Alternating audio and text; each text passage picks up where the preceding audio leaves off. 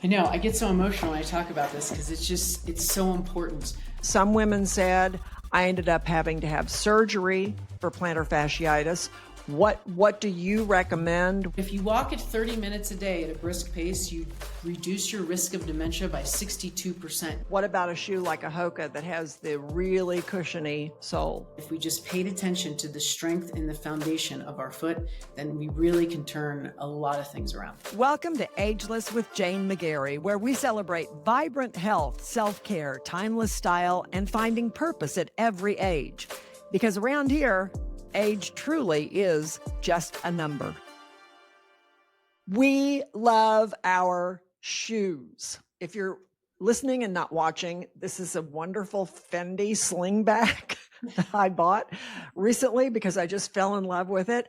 We love our shoes and we don't love foot pain. The biggest, absolutely biggest response that I have had to any post I have ever done on my social media, has like millions of views and comments, was a post I did on plantar fasciitis. This was about 6 or 8 months ago. It was so painful. It was horrible. And what I found out was so many other women and men, but a lot of women have had plantar fasciitis, have dealt with it. They know what it was like. Many of them, unfortunately, have not been able to get over it. I did. And during my research and getting over it, I ran across someone who you're going to want to hear from today. She is a foot expert. That's what I'm going to call her, is foot expert. Dr. Courtney Conley is renowned for her knowledge of healthy feet, what we all need to be doing. And so, Dr. Conley, welcome to the show today. I am so glad to have you. Thank you so much. I'm so honored to be here. This is going to be fun. It's great to see you. So, I'm so interested. You are like a real advocate for feet. How did that happen? And you say feet are important in everything from living longer to dementia? Yes. And when I was listening to you do the intro, and I did see that post on plantar fasciitis, and I'm not surprised that it got so many views and so much interest, because when you look at the statistics on how many Americans, for example, suffer from foot pain, the numbers look something like 1 out of every 3 people over the age of 45 suffer from foot pain. It is a very, very common thing to have. And I think there's a lot of reasons for that. And I have been an advocate for this for a very long time. I've been doing this for over 20 plus years. And when we think about walking and longevity, it is our foot that is the first contact with the ground. And that's we don't think about that normally, but if you don't have strength and balance and all that in your feet, you can't do anything. You can't do anything without being able to use your feet. Yeah, I think you've experienced that. I don't think people realize the importance of healthy feet until they potentially have pain in their foot. I don't think there's any other musculoskeletal diagnosis out there that will literally stop you in your tracks like foot pain. Because low back pain and neck pain, you can still take a walk, you can still move, but when your foot hurts, you're literally stopped in your tracks. And then everybody starts to panic, and it's, what if I can't walk?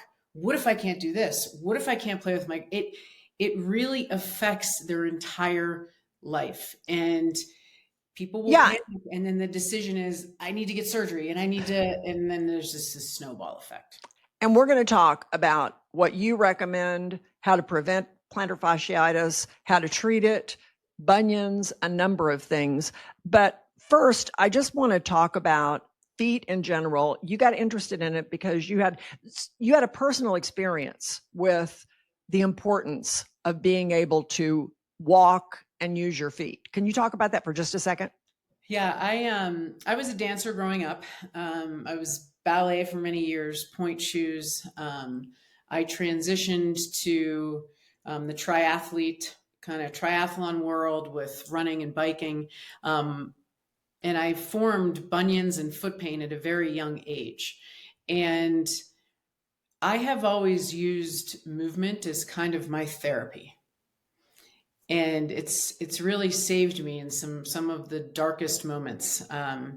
And so when you start to, or when I started to experience pain in my feet, I did do exactly what I just mentioned. I kind of panicked, and I'm like, this is the only skill I have to calm myself down, is to move and to run and to walk. And so it became kind of a personal quest of mine to figure this out. And I went to school, and we didn't get a lot of education on what I was really looking for. It was, if the foot hurts, you get an orthotic. And if it hurts worse, you get surgery or you get a bigger shoe. And I went down that road for quite a bit, and, things would get better for a little bit. And then I'd show up with knee pain or back pain. And I'm like, wait a second, why are we treating the foot so much differently than we treat the rest of the body? If my low back hurt, I wouldn't just wear a brace forever. I would strengthen my glutes, or I'd strengthen my core, or what have you. And so that's kind of the approach that I've taken with, looking at the foot and the function of the foot, because the foot is beautiful and it has 4 layers of intrinsic muscles. So intrinsic meaning within the foot. I'm going to introduce my foot model here. This is Eddie. Okay. There's 4 layers of muscles that live in the foot. So the foot can get stronger. It can, propel us through life. And I think that's the approach we need to take. So this is one of the things that I found really interesting in hearing you talk about it, is the importance of a strong foot. I don't think about a strong foot. That never really occurred to me before. But you in fact, I heard you talk about going, I can't remember where you were, but it was somewhere, it was a foreign country, and you were somewhere, yes. And you saw the people with the really strong feet. Can you talk about that for a second? Yes. Our foot was designed, when we walk, to carry many times our body weight. So there's certain parts in the rear foot, so in the back of the foot, that can handle up to 4 to 6 times our body weight when we walk. So the foot is designed to handle a lot of loads when we give it what it wants. And when I was in Belize, I saw these men, they were building a house barefoot. And their feet were very wide and very flat.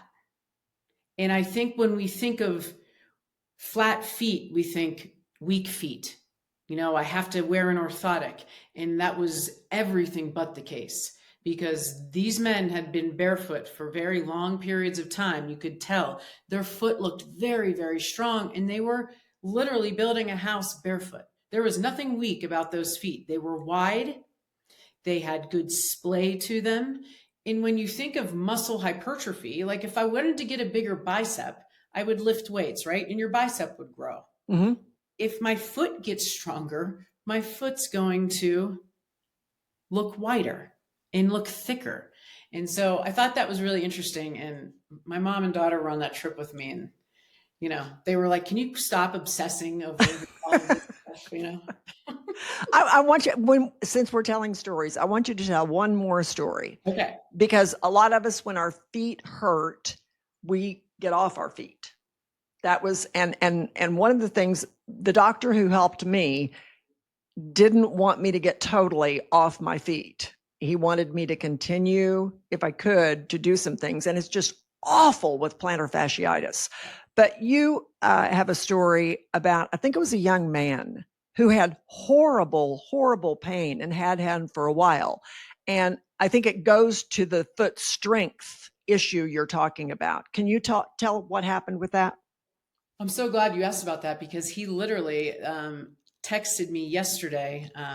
He lives out west, and he sent me a picture in the mountains. He said it was his first hike he's taken in a couple of years. So it made me feel very good. So he had actually had heel pain. He was training to become a wildfire firefighter. And so he had, changed his training regimen. He was in the woods a lot. There was more up and down. So he started to experience heel pain in an acute situation.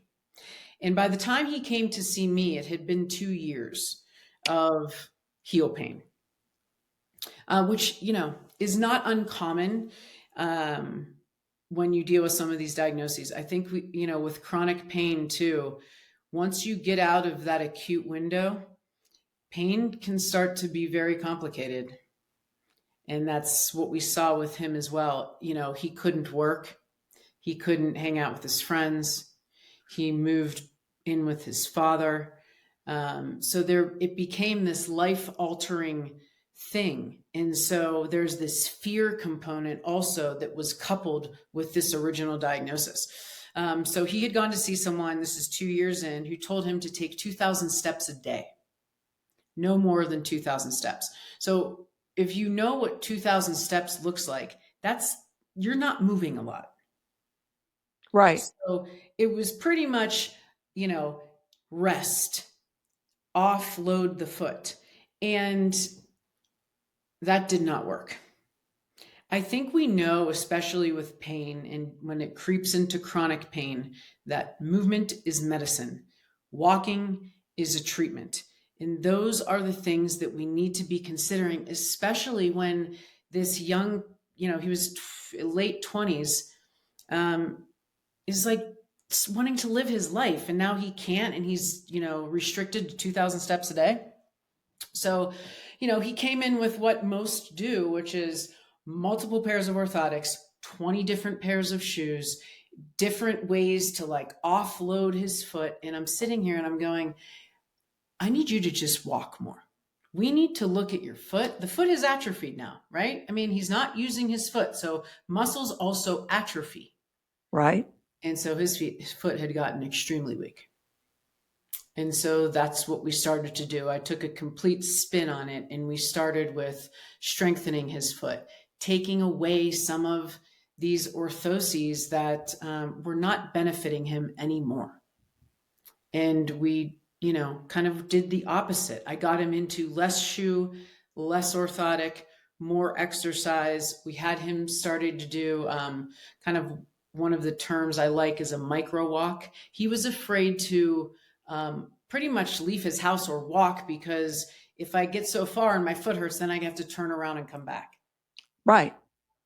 So a micro walk is 5 minutes, and about a 5-minute walk is you can get about 500 steps. That's average. So I started with these little micro walks a couple of times a day, and then we would see how he was feeling. And then he was feeling better. And then we would slowly start to increase that. So let me ask you a question. For someone who has not had foot problems, but maybe is listening or watching this, and they're thinking, but I don't really walk. Are micro walks a good way to start building up that strength you say that you need in your foot in order to prevent all of these foot problems? Prevent is, I think there's more to it than that, but 100% yes. If you don't know your baseline step count, that is a very good place to start. The average step count in kind of globally is about a little under 5,000 steps. So it has decreased significantly year after year. And I think there's multiple reasons for that. And I'm kind of passionate about all of this walking stuff. So even increasing your step count by 500 steps a day, you will start to see benefit, not only from, a foot perspective, but also the rest of your health, physical, mental, and emotional. And we're going to talk about what kind of shoes you need to be walking in just a second. But before we get to that, I want you to explain how we're ruining little kids' feet from the very beginning. The foot is so amazing. I think it's such an intricate part of the body. There's so much going on. And one of the things I think we need to understand is that the foot is it's a sensory system. So we have hundreds of thousands of receptors that live on the soles of our feet that basically, when they're stimulated, communicate with our brains. And it tells us, we get this motor output on what our foot should be doing. So as a child, that's why when you see children, they want to take their socks off. They want to take their shoes off because their little brains are going, let me feel something. It allows them to, figure out their environment. And it's also a crucial time for development of not only their nervous systems, but their physical systems. So when we go and put footwear that is restrictive, so it can be too narrow, it can be too short, if it's too rigid, if it's too stiff, you start to take away what that foot is trying to feel, and you start to compromise all of these things. And I always say that if we put our children in the right footwear, I would be out of a job, because the reason that I'm so busy all of the time is because we've ignored our feet, and we've all been put in shoes that don't look like a foot.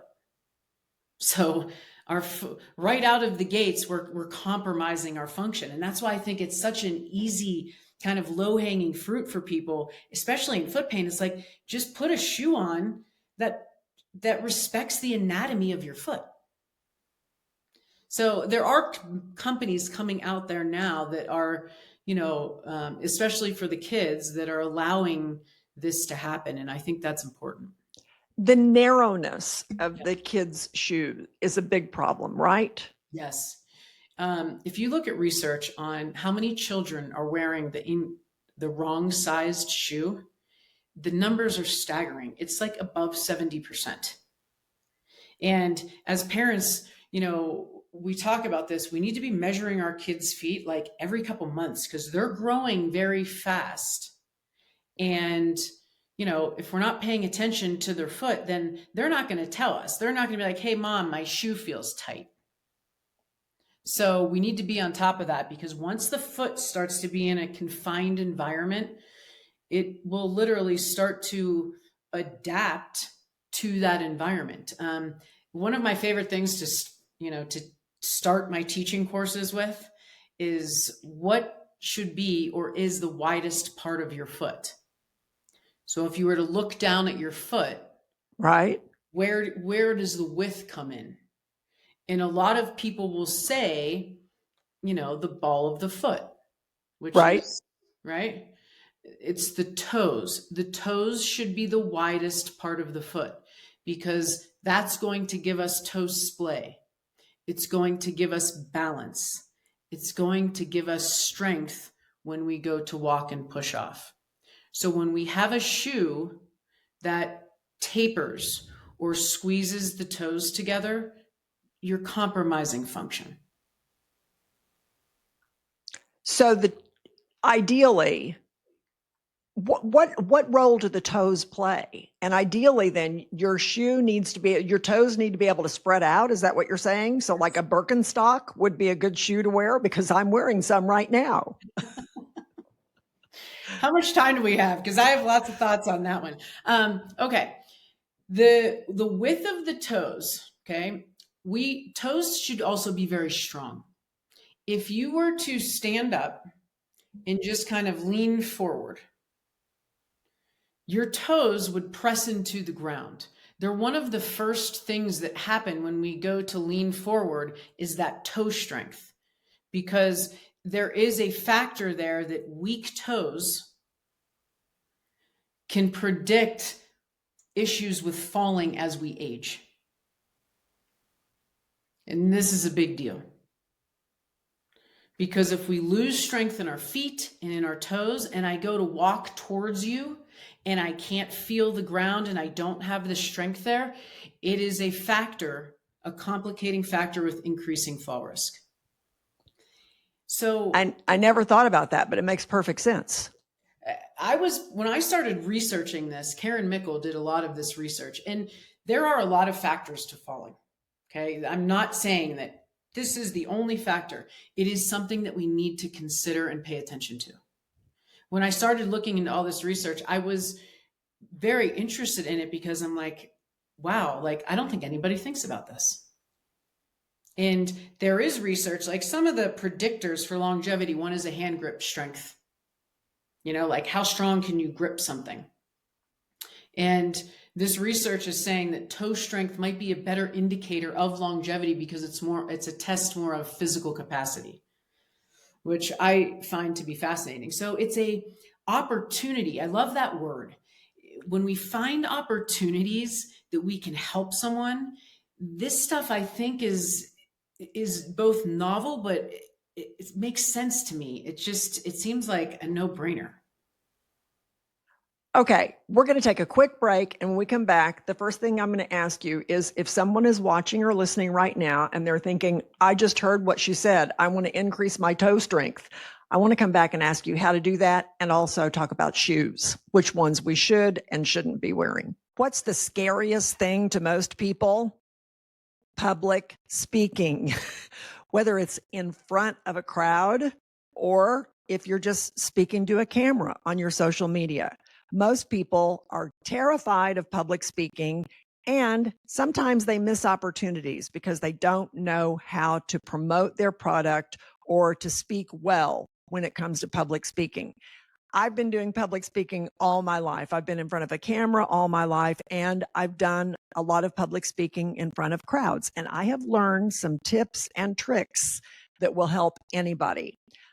If you're trying to improve your communication skills, whether it's a video you want to do for social media, or maybe you have to speak in front of a corporate board, maybe you want to be better on your Zoom calls.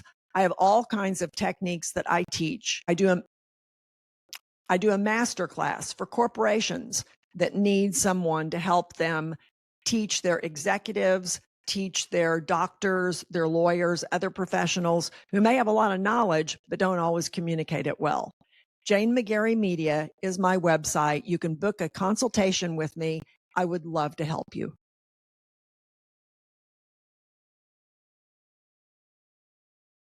Welcome back. The first thing I want to get to, because I could just see some women who are listening and watching this sitting there thinking, I want to increase my toe strength. I heard what she just said. I'm 60. I'm 65. Am I too old? Can I do it? What do I do to increase my toe strength? Doctor? Yes. Especially if you were to look at your feet and you see things like bunions or hammer toes, or the toes can't lay flat. These are all little signals that you need to start paying attention. A lot of my patients will say, I have a bunion, my grandma has a bunion, my mother has a bunion. You don't come out of the womb with a bunion. So you inherit connective tissue laxity, hypermobility, things like that. But if we know these things, then we can do something about it. It would be like, I know my mother has heart disease, so I'm going to exercise more and eat better. That's how I want us to view the foot. If your mother has a bunion, that doesn't mean you have to have a bunion. We just need to pay attention. And these are some of the things you can do. So first, there's a term that we use called toe dexterity. So it's basically being able to kind of move your toes around in the exercise. I'm moving my toes while you're talking. I can't imagine listening to this and not moving my toes. Okay, go ahead. I'm sorry. Oh, no, it's fine. It's called toe yoga. So if you put your feet on the ground, I'm doing that. just try to lift your right big toe only. So all the other toes stay down and just the big toe comes up.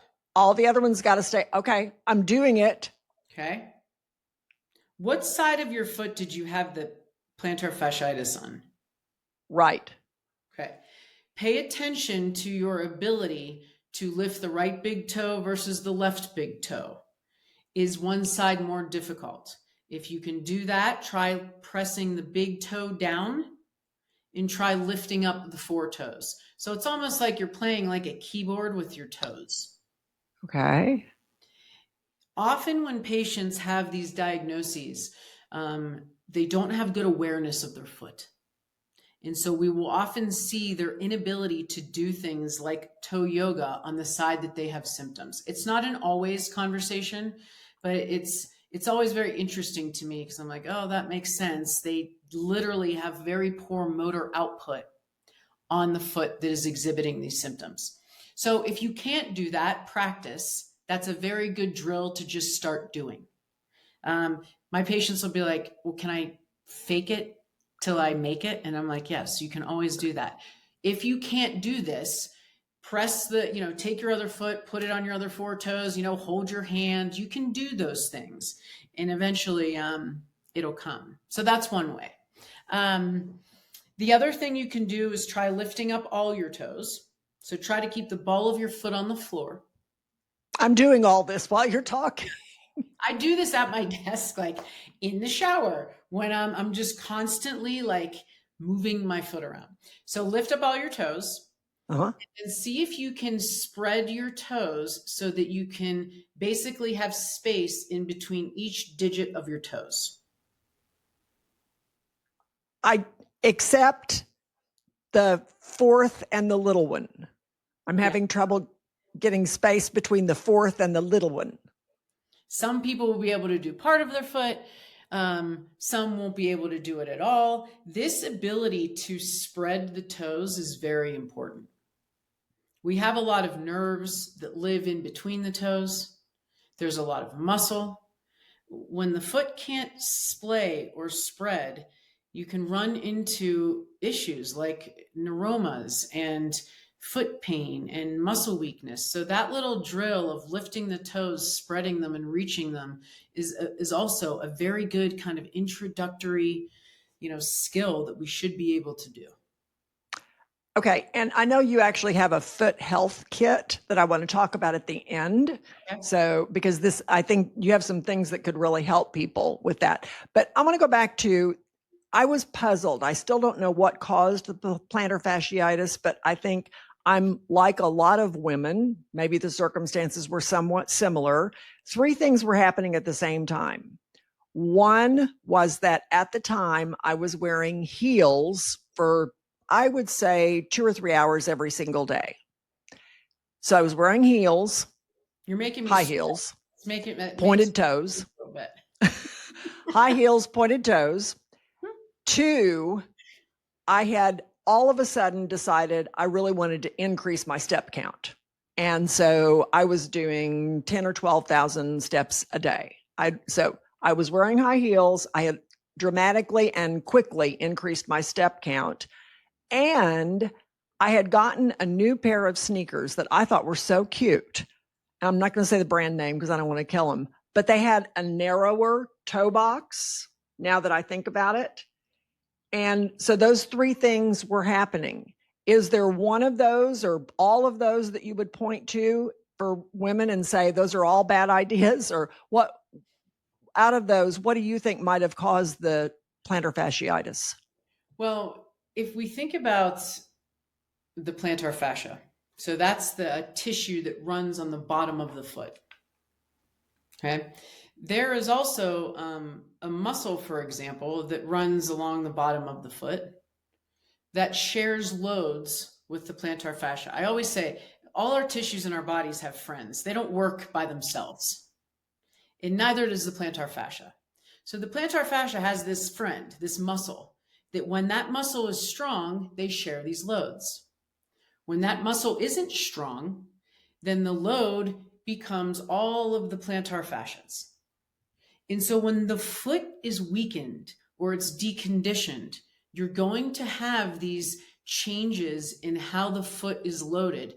And this kind of repetitive strain that we put through our foot when the foot isn't strong can lead to these different diagnoses. So that's kind of one factor, is foot weakness.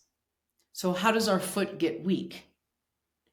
When you wear a shoe that doesn't allow your foot to move really well, like a high heel, for example.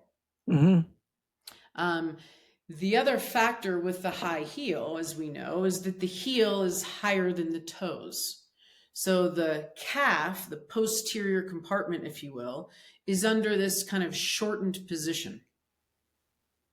And so if I have tension in the back of my calf and then I have my Achilles tendon and then it wraps underneath the foot, and there's my plantar fascia. You see what I mean? It's this continuous tissue line you can start to have restriction in your ankle mobility, restriction in your foot mobility. And those things can also lead to these abnormal loads through the foot. So are you telling women they can't ever wear heels? It's funny because that is not what I'm saying. I would get in a lot of trouble with a lot of my friends if I said that. They wouldn't like me very much. This is what I always say. You don't have to be in what we call functional footwear all the time. If you want to go on a date, if you're a rock climber, if you're a hockey player, there are certain things in life that you just have to wear a certain shoe to get the job done. What I promote and talk about is that when you're not in that shoe, that you spend time in footwear that allows your foot to move, that allows your foot to be in a position of optimal function. So, in my book, I talk about, having a 24-hour shoe clock.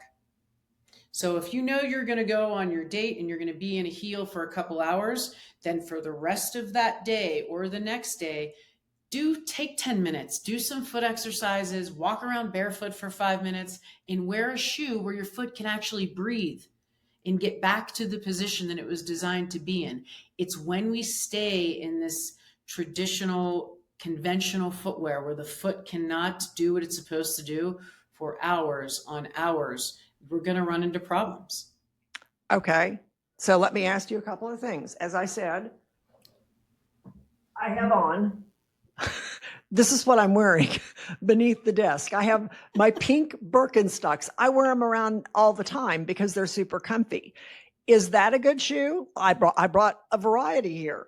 I also have, these are New Balance. They're pretty well, like where I don't feel uncomfortable. Are they, I know they're not ideal. Are they, what do you recommend? Yeah. So if we take the categories of footwear, I kind of talk about two different types of footwear. There's functional footwear, and then we talk about minimal footwear. So this is what you've seen, the barefoot shoe. Okay. Right. So if we talk about as minimal as you can get, okay, there's kind of three characteristics. One is a wide toe box.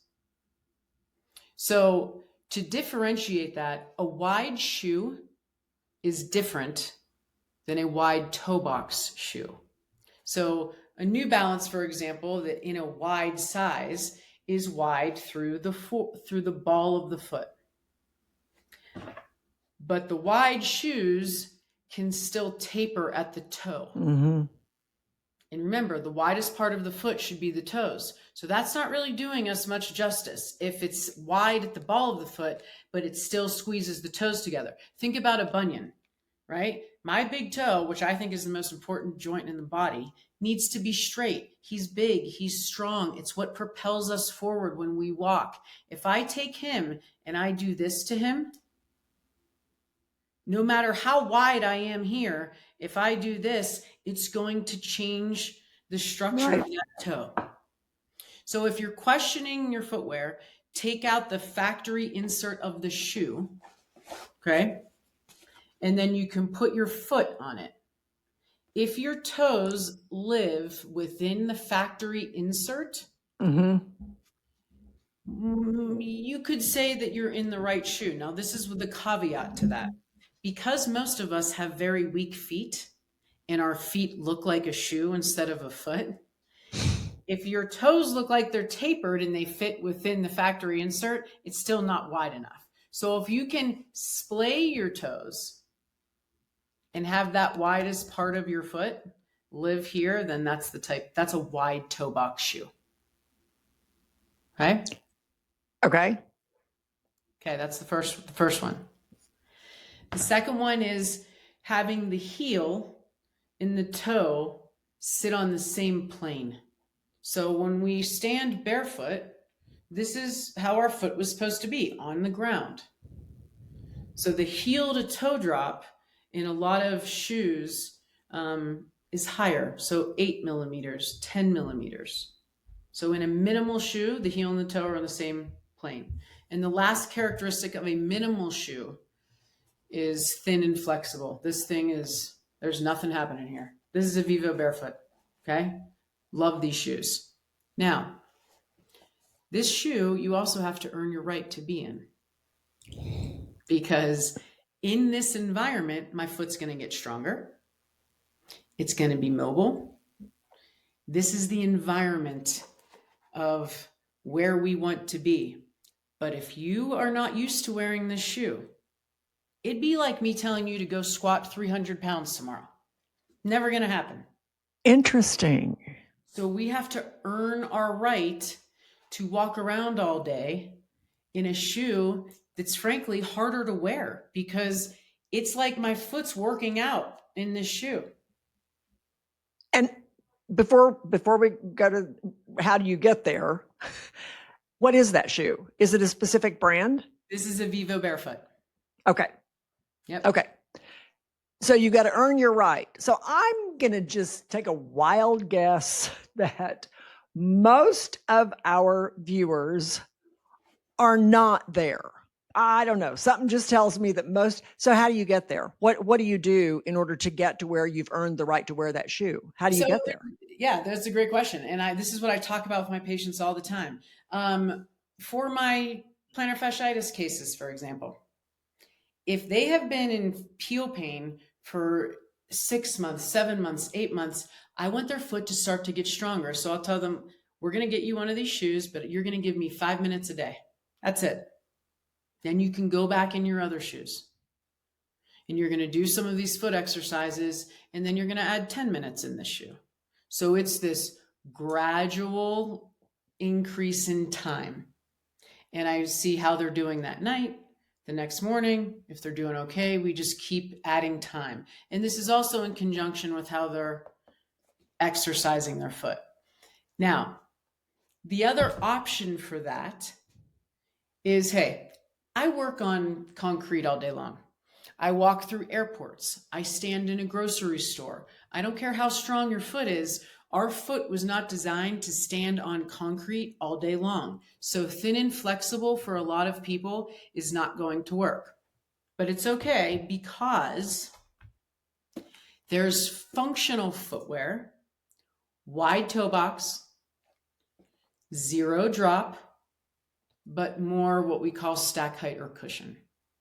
So these are wonderful shoes for people who are trying to get into, hey, my foot really hurts. My non-negotiable for every single one of my patients, I don't care what is going on, is a wide toe box. That's my number one rule. So is that a specific brand? This is Altra Running. Altra Run? Altra Running. Okay. ALTRA. Okay. Altra Running. This okay. brand is probably the most common shoe that I recommend for my patients, because they vary from zero drop. This one has a 4 millimeter drop. So meaning that the heel is 4 millimeters higher than the toe. It's not an 8, it's not a 10. It's a nice kind of low drop. It still has a wide toe box. This looks more like shoes people are familiar with, right? A little more cushion. So as long as my toes, my number one rule, the toes can splay, we're good. If they were in high heels for, 10 years and they have poor ankle mobility, I'm putting them in a lower drop shoe, but I'm not going to put them in a zero drop shoe just yet. Let me ask you, Hokas have become very, very popular. A lot of people say that solved my problem. What about a shoe like a Hoka that has the really cushiony sole? I love that question. There is always a trade-off with footwear. So when you think about this, when someone puts that much cushion on their foot, they're like, oh my gosh, this feels amazing. Because that's what it does. There's a lot of cushion. It gives you protection. at first kind of step, you're like, wow, this feels great. Here's the trade-off with that though. Let's say I'm working on someone who is having difficulty with balance, or they're aging and falls are a concern. Remember all those receptors we talked about that want to feel something? The more cushion and stuff underneath the sole of the foot in the ground, I'm taking away that sensory acuity. It's going to make things really hard to feel. So if I'm working on someone with balance and I want them to work on gaining stability when they're walking, I don't care what their age they are. Too much cushion might not be what I'm looking for there. So that's kind of the cushion conversation. There's also with cushion, it changes the loads in the foot. So we might think it feels really good at first, but you have to watch what your goals are. What are you trying to accomplish? Because the cushion can be a benefit for things, but then it can also be a deterrent for things. Kind of what I hear you saying is that even though that cushion might feel good or whatever, what I hear you saying is actually increasingly as we get older, foot strength becomes more and more important in order to maintain balance, in order, like you said, not to fall, all those kinds of things. And I know there are women listening, watching right now who are like, I don't know what shoe she said. Is there a resource where people can go to and get the names of some of these things that you're recommending? Yes. Of all these podcasts that I do, the question is, what kind of shoes should I wear? And it can be very overwhelming. It can be very overwhelming. If you are new to this world, this kind of functional footwear conversation, what I will recommend is get a shoe that has a similar stack height, right, to the shoe that you're in, but that has a wide toe box. So Altra Running has all these different options for cushion. They have really cushion, they have middle cushion, and they have less cushion. So that's a nice introductory shoe to allowing your foot to be in its functional position. And then also get yourself a minimal shoe that you can start wearing maybe 5 minutes. Just around the house, or go barefoot, just so your foot can start to feel the ground. When I first started doing this, Vivobarefoot was one of the only companies that was out there. That was this one, that was making a shoe that respected the anatomy of the foot. Now, there's many, many brands out there. On my website, Gait Happens, we have a favorite products page or a partner products page. Great. I'll put that in the show notes. Yes. Yeah. And there is casual shoes, running shoes, dress shoes, sandals. They have golf shoes now. There's cycling shoes that are functional, slippers. I mean, there's everything you can think of because it's making sense to people. I want to ask you about the treatments for a couple of things.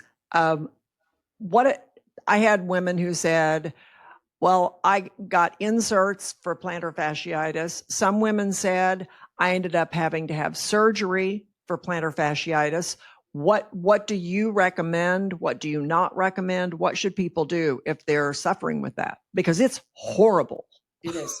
I've had it. It is not fun. I've had pretty much all of these diagnoses, hence why I'm so passionate about this stuff, because I've tried all of it and I know now what, or at least I like to think that I know now what to do.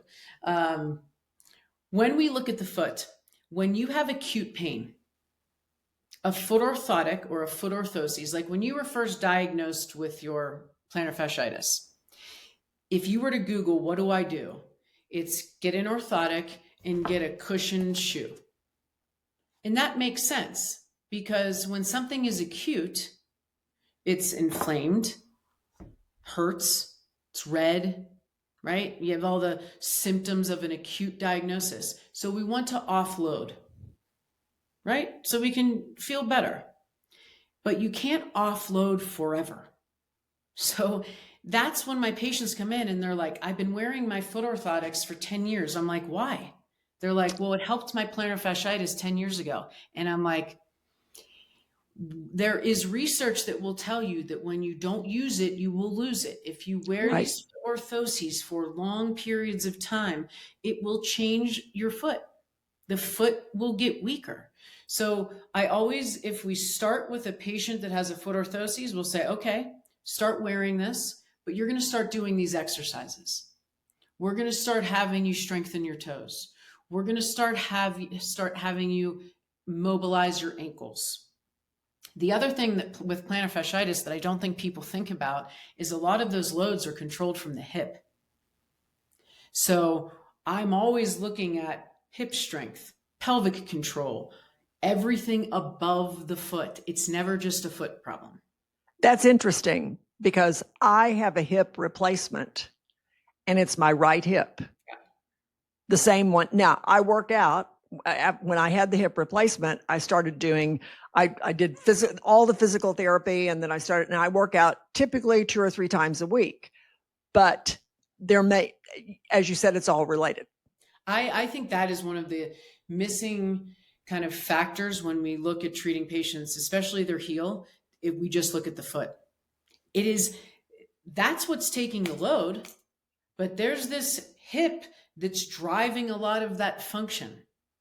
So that is a very big piece of it. When you're getting treatment for your foot, there better be some awareness happening of what's going on at the hip, what's going on at the pelvis. How am I controlling that foot when it hits the ground?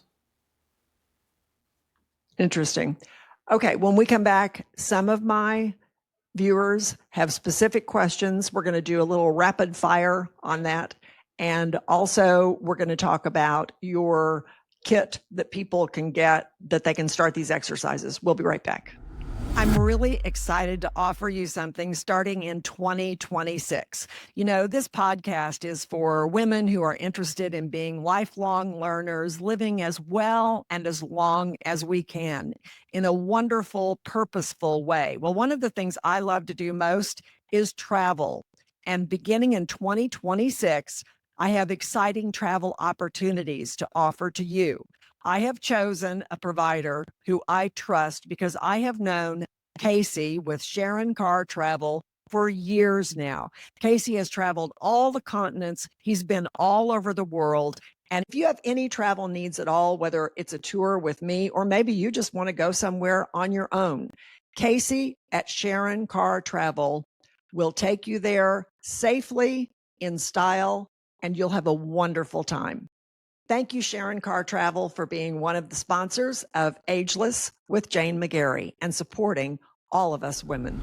Welcome back. We are going to do some quick fire fan questions. So we're not going to go into a lot of detail on any of these, but these are things that people really wanted to know. I have a bone spur on my heel. What do I do? So the bone spur in particular, they can be in different places, but the one that sits right at the heel is not typically your pain generator at all. So that's kind of an interesting fact. In fact, 1 out of 20 people, they're very common, will have one of these bone spurs. The bone spur actually isn't in the plantar fascia. It's in the muscle that attaches there. So when I see those bone spurs, that is not your pain generator. It tells me, hey, my foot needs to be stronger. So that's what you would work on. And, you know, when people see their x-rays, they look at that and they say, oh my gosh, that's exactly where my foot is, my pain is. And that must be what's causing my pain. That is not what is causing the pain. Okay. I had a few people asked about neuromas, specifically Morton's neuroma. I don't know if they're the same as regular neuromas, but what about neuromas? Great question. So Morton's neuroma in particular is in between toes 3 and 4. So a neuroma is, remember we were talking about all those nerves that live within the toes here, next to the toes? When the forefoot is unstable, so when I go to push off when I'm walking, If I don't have a strong, wide, strong, stable foot, then when I go to push off, I create instability at this forefoot. Those nerves can get irritated. Okay.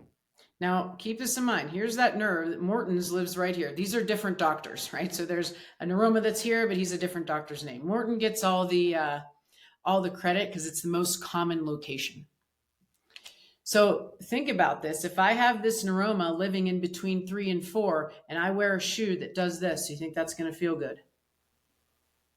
No. No.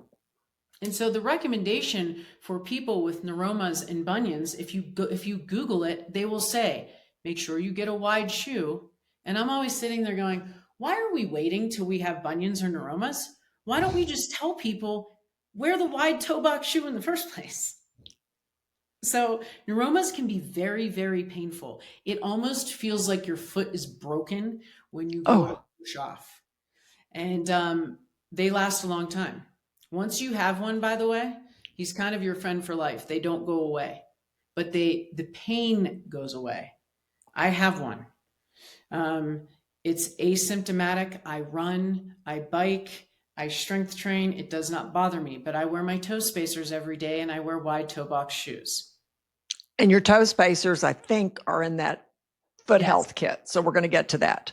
Okay. Someone said, do compression socks help with plantar fasciitis or any other foot issue? I do not recommend compression socks for the treatment of plantar fasciopathy. If I'm flying, I will wear a compression sleeve, but I also will wear the sleeve that starts below the toes. I don't like the socks, the compression socks, because they're just too tight around my foot. So I do like the compression for certain activities, but I don't consider that a treatment for my patients with plantar fasciopathies. Okay. Someone else said, my mom told me a variety of heel heights is best. But from what I've heard you say, I think maybe mom didn't know best. Putting your foot in different positions, right? Variable. When we're training movement, I always say that you want to train movement variation. When we talk about shoes, however, you want to have your foot mimic the position that it was supposed to be in, which is the heel and the toe in the same plane. If you have a history of an Achilles tendinopathy or a plantar fasciopathy, you might feel better in a higher heel to toe drop because frankly, you don't have that mobility to wear a Xero drop, but that doesn't mean you shouldn't. It means you just need to work on getting there. So again, it's that conversation of transition and going nice and slow, because I've had some pretty nasty diagnoses and we've gotten them into functional footwear. It just takes time. You can't do this stuff overnight. Okay. Flat feet. Yes. We used to think that, if you see a flat foot, it's, oh no, it must be terrible. We must need an orthotic. We have to have a shoe that's going to create this arch. And that's just not the case. The foot has many, many variations to it. Some look flat, some look high arched. The joint, the subtalar joint, there's a lot of variations to how the bones are structured. And so when I see a flat foot, my fire alarm doesn't go off because I'm looking at how it's functioning. Because I can have a very functioning flat foot like my friends in Belize. Because if they walked into a shoe store and the guy looking at their feet said, wow, we better get you into an orthotic and we better get you, because their feet were flat on the ground. Not necessary. So it is not a diagnosis of a flat foot doesn't do much for me. I always look at how it's functioning. Okay. I had several women ask about ingrown toenails. Well, they can be very painful, number one. And your lowest hanging fruit is the footwear. Any type of hammer toe, the bunions, the ingrown toenails. If you have anything that's compressing the foot, it's going to hurt. So wide toe box. The other thing for the ingrown toenails is I will make sure that the upper of the shoe, so the upper of the shoe is this part of the shoe, the top of the Right. shoe. Okay. You know, this is also an Altra, but the meshy uppers are much more comfortable. Look for ones that don't have seams anywhere, because the seams can be also painful at the toes. So wide toe box, mesh, flexible upper, and no seams. How do you prevent ingrown toenails? Being able to have your foot in a position that it can Okay. move and display. Kind of all goes back to one thing. You know, If we would, that's what I'm saying. I mean, no, I get it. It's super interesting. Okay. So the foot health kit that you have, yes. what would this help people with? What is it? What's in it? And what would it help people with? I wanted to, you know, I think when we speak about longevity, there's so much access to information now that it becomes overwhelming. So it's like, I have to strength train, I have to zone 2, I have to cold plunge, I have to sauna, I have to, you know, hit workouts. And so I wanted to be able to create something that was easy for people to do, that didn't have to be another thing. So we created these foot health kits, and there's 4 different things in the kit. There's a ball, like a ball that you can roll the bottom of the foot. There's a band where we do some banded toe exercises. You can work on hip and ankle work. There are toe spacers in there, which I am a very big fan of. So they splay the toes. And then there are toe strengtheners. So if you've ever seen rock climbers, the reason I thought of this, when I designed the toe strengthener, my daughter was rock climbing at the time. And she was up in her room, and she had those rubber bands wrapped around her fingers, and she was strengthening her hand. So she was like going like this. And I was like, we should be able to do that with our toes. So I designed these different resistance toe strengtheners. You put them around your toes, and you literally like lift your toes and spread them. And you can do them at your desk. You can do all of this stuff sitting at your desk. And then there's a QR code that has all different exercises on it. So there's toe exercises and band exercises. So it's kind of everything you'd need to kind of get the show started. Okay, I'll put all that in the show notes of where people can get that. I'll put your website in the show notes. I guess before we wrap things up, I would just like to know, overall, can you just summarize the importance of foot strength for your overall health and the fact that anyone can increase their foot strength? I know I get so emotional when I talk about this because it's so important. When you think of longevity and you think of how you want to age and how you want to live, walking is a part of that. It is such a huge piece of our physical health, our mental health, our emotional health. And our foot is what carries us through our lives. It is what allows everything to happen. It allows us to walk. If you want to run, whatever activity it is that you want to do, a lot of that strength and power comes from the ground up. And when we start to lose that strength and we compromise strength from the ground up, not only are we not aging like we want to, but we also, have this risk of falling and further compromising what we're doing. And I do think the solution is not hard. It is these simple things that we talked about. And if we just did those little things, we're looking at decrease fall risk. We're looking at people walking longer. I mean, we didn't get into step counts, but the step count thing is even little bits of increasing your step count. We're talking reducing risks of dementia at 3,800 steps. If you walk at a brisk pace for 30 minutes a day, right? So that's not a lot. Brisk pace is about 4 miles an hour. If you have not walked at 4 miles per hour, download a metronome and try it. It's a fast clip. And what's going to make you walk faster? You better have a strong foot so you can push off of it. But if you walk at 30 minutes a day at a brisk pace, you reduce your risk of dementia by 62%. You can lower your risk. It's cancer. There's awesome research on cancers, reducing risks of cancers, walking at a brisk pace. And it's like at our fingertips. And so that's why I just think it's such a low-hanging fruit. And if we just paid attention to the strength and the foundation of our foot, then we really can turn a lot of things around. Thank you so much for your time today. Thank you for all you're doing. Thank you for all of your research and your time talking with our viewers today. Truly appreciate it. Thank you so much. I didn't want to end the podcast without saying thank you to you for being here, for being part of this community. I appreciate it.